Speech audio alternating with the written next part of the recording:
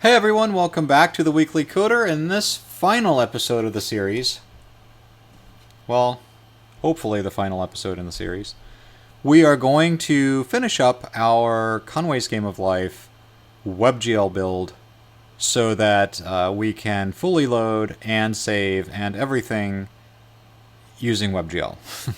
So the first thing that you're going to want to do is make sure that you have the latest and greatest build of our current project. If you've been following along, that should now be part 14. And make sure that you are in your HTML folder and go ahead and start your server. PHP localhost 9999. And that's not all of it. You have to also put a -s there. Okay, server started. We can minimize this window. Now, we've got Unity. We've got our project open.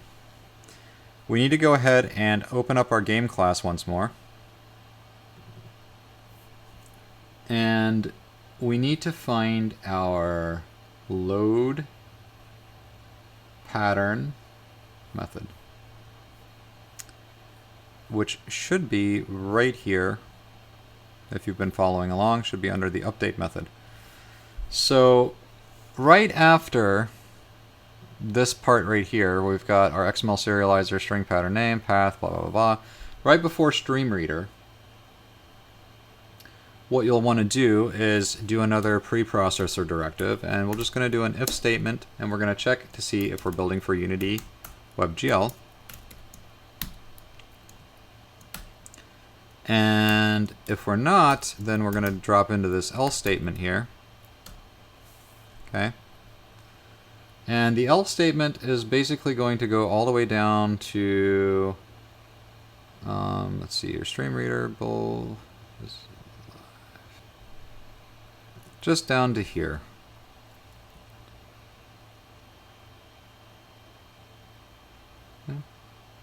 No. It's going to go all the way down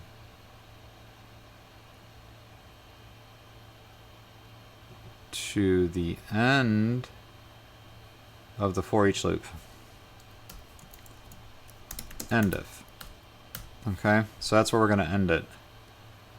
So in the Unity WebGL part, what we're going to put is just our start coroutine. Start coroutine, and this one's going to be load file from server, and we're going to give it the path. Now we need to create that. So we're going to come down here. Right above save file to server, we're going to do another IEnumerator. And we're going to do load file from server. And we're going to do string. And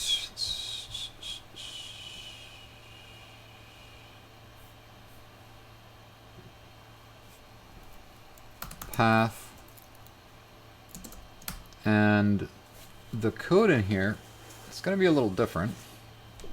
We're still going to use www form, and we're going to create a form,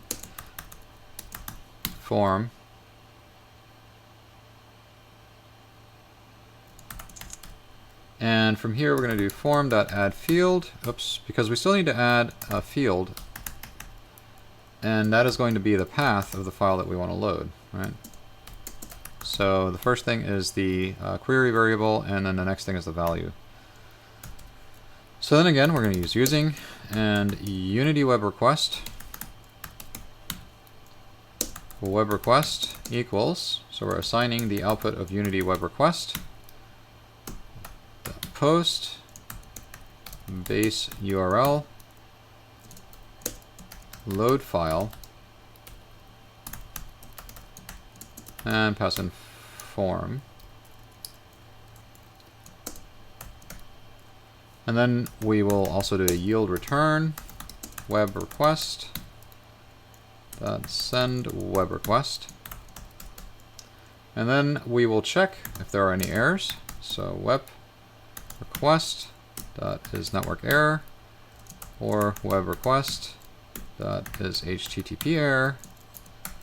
If there are any errors, we're going to debug them to the console.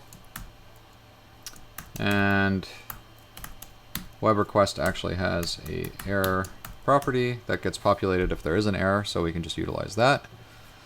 And then otherwise, if all is good, we can go ahead and do what we need to do to load our file. So we'll use XML serializer.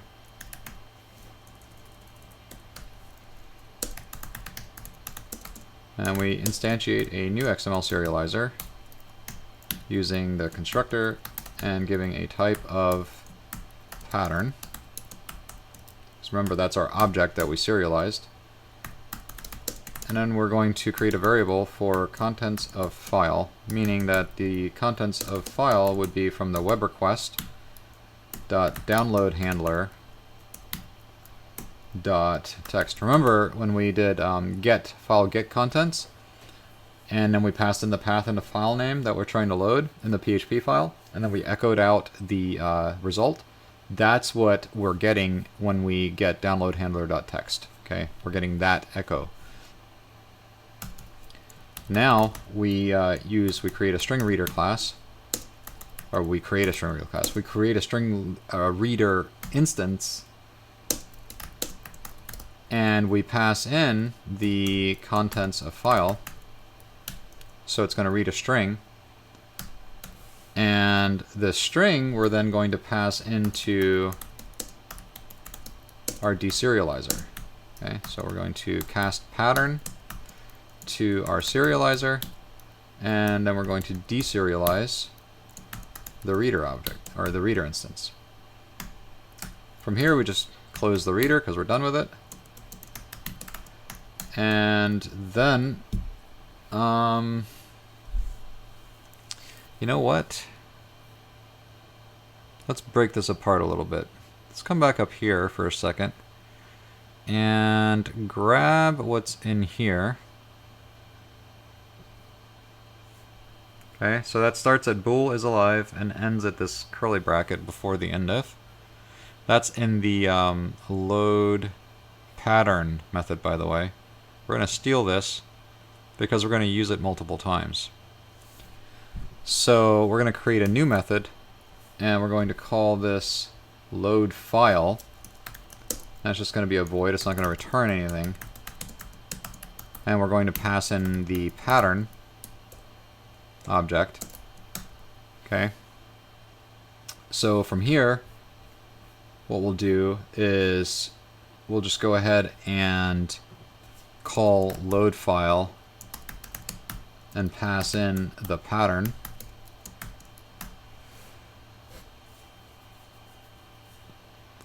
And in load file, we're just going to paste that stuff that we copied. Okay. And then down here in our load file from server, after reader.close, we can call load file, oops, and pass in the pattern. And then, just for reference, if anything, we can see what we're getting. Download handler.text and debug.log finished loading files. So, really quick, we actually did this really quick. We took this portion right here from our load pattern method, and from our load pattern method, we then basically made that a whole lot smaller, right? We're now calling this load file method that we created, and we're passing in the pattern object instance, so that the reason that we did that is so that we can use this same code again down here in the load file from server when we call it here and we pass in the pattern object. So what this load file section does is it actually takes the pattern, grabs the pattern string, iterates over the pattern string, and then sets ones or zeros in the grid based on the string that we have, from loading our file. So what we need to do next is in the load file from server. Let's see, load file from server. So that's working. The only other thing that we need to actually do is we need to create the load files. We need to get that, and that is actually in another class. That is in the load dialog. So we need to open that one up. Actually, let's save this first, and let's go into load dialog. Okay. So in our load dialog class, in our reload options, before we start anything else, we are going to go ahead and check if we're building for Unity WebGL. Otherwise, we're building for something else. And we can end if after the pattern name. So anytime reload options is called, that's when we want to get the list of files, right? And if we're from the server, then we have to do something different. And in this case, we're going to, again, we're going to start a coroutine called get files. And we don't need to pass in anything, but we do need to create that coroutine. So enumerator get files. And in that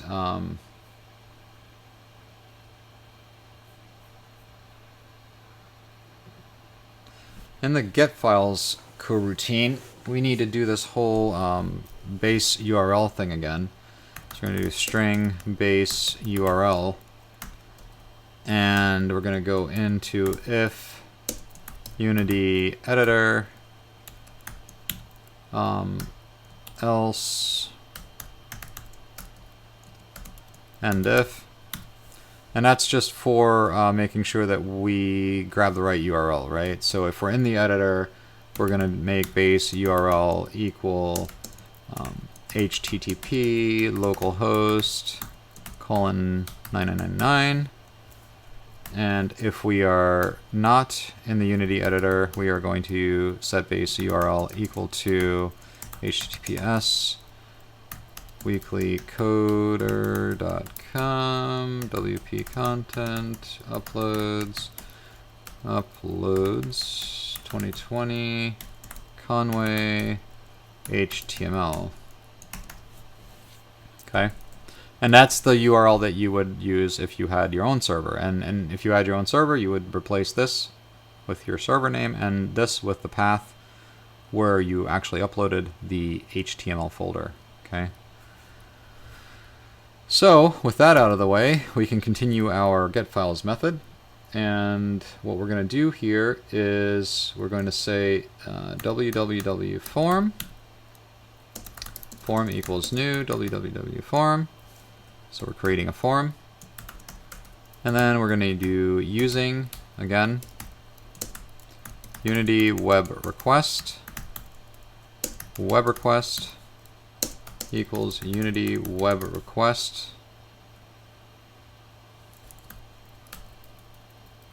Oh, we don't actually have these included. So what we'll need to do is we need to come up here and do if Unity WebGL and if. And there are a couple of things we're going to need. We're going to need Unity engine.networking. We will need system.xml. And system.txt.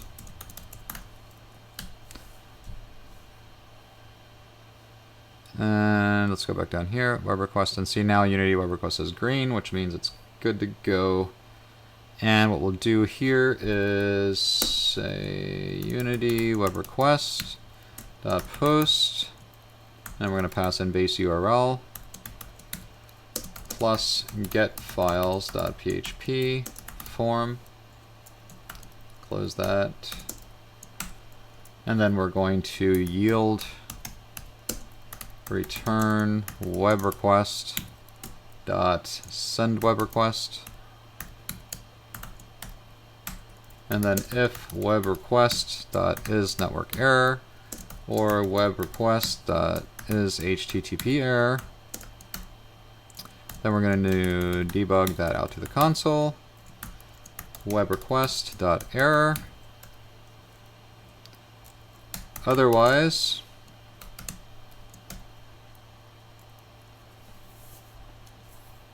we need to do some XML stuff.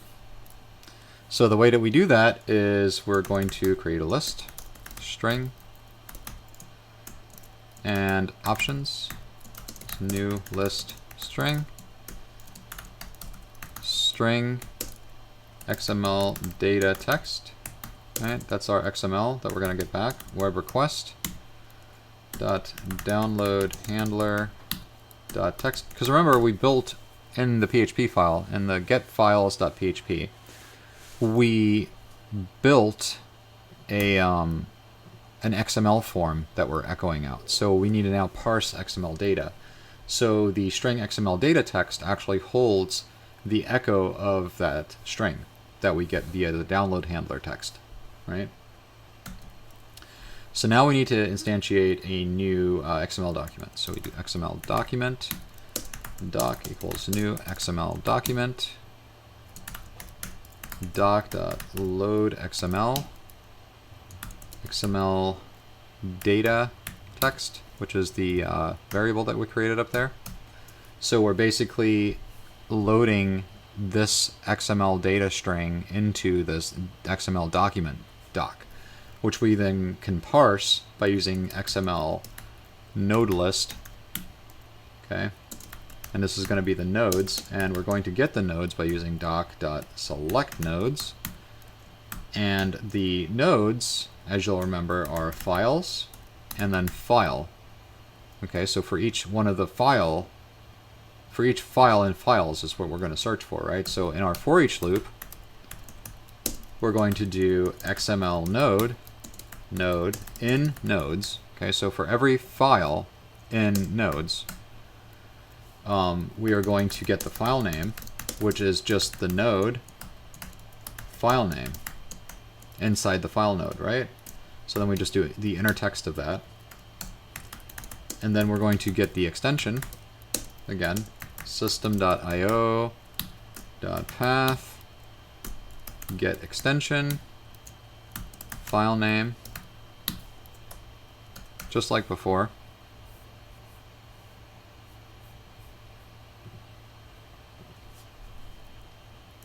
And then we're going to do file name equals file name dot substring 0 file name dot length minus extension dot length. So basically we're removing the extension from the file name. Then we're going to add this to our options, which is our list. And then outside of the for each loop, we're going to do pattern name, which is our dropdown. We're going to clear the options, meaning we're going to remove everything. And then we're going to pattern name, add options, and we're going to pass in the list that we just created with all the options. And finally, we are going to do some cool stuff by logging out everything that we are doing so that we can see and make sure that everything is functioning like it should. This is good practice for doing any kind of debugging. You can always remove this when you go into production because there's no need to keep that in there. Because, you know, if you do it now, you don't have to do it later. And it's always good to just kind of see what's happening in your code as you're running it. Okay. So now with that in place, we should be able to save that just like we did. Go into Unity, click play. And now when we load, we should get whatever is in the patterns folder. So if we press L, we get nothing because we get an error. That error is invalid port specified.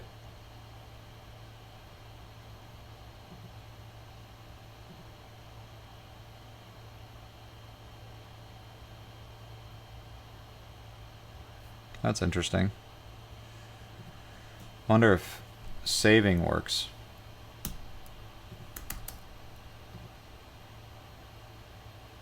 Yeah, saving worked just fine. So then we must have done something wrong. Let's look at our load dialog again.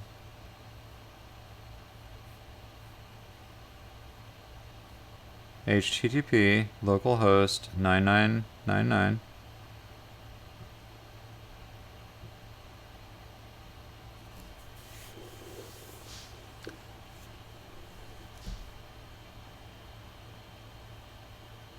So this should work.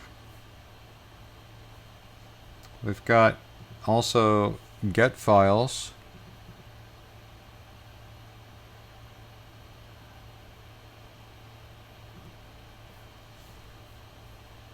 And get files literally just looks like this.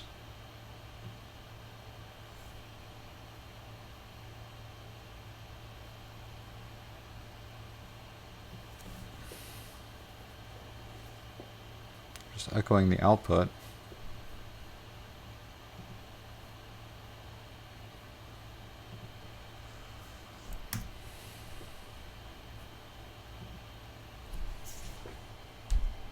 Invalid URI.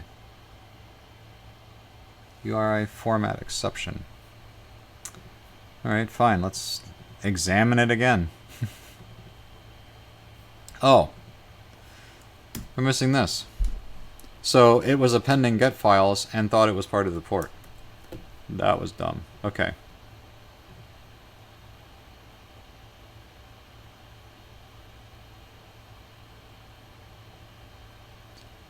Alright, load. Okay, so now we got this first that we saved and also test.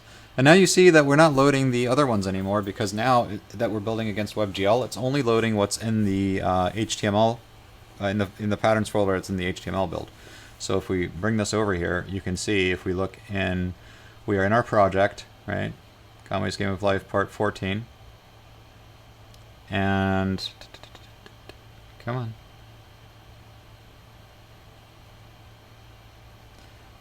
You can see that we've got our patterns folder here, right? That's our actual patterns folder that we use for when we do desktop builds. Now we've got this other folder in here called HTML. We've got a patterns folder, and we've got TERST and TEST. So if we save another one, go in here and let's do save, and let's just do weekly coder, save. Now, if we look in the folder, we have weeklycoder.xml. So now if we go back to load, we'll see that weeklycoder.xml is in here. We'll load it and it works. Okay. So,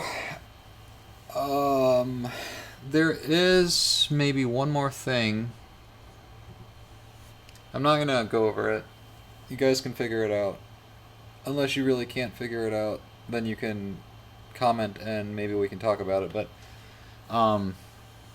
you might want to double check and see if a file already exists before you save it, because at this point what'll happen, I think it'll just overwrite the file, and you just don't want to do that. It's bad practice. So you want to make sure that before you allow a file to actually be saved, you'll want to check and make sure that that file does not already exist.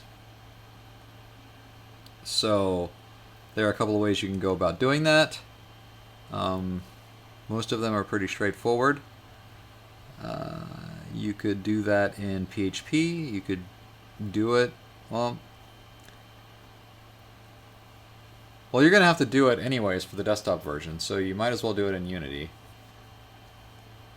And what you would do then is you could use that same, the same getfiles.php to grab a list of all the files.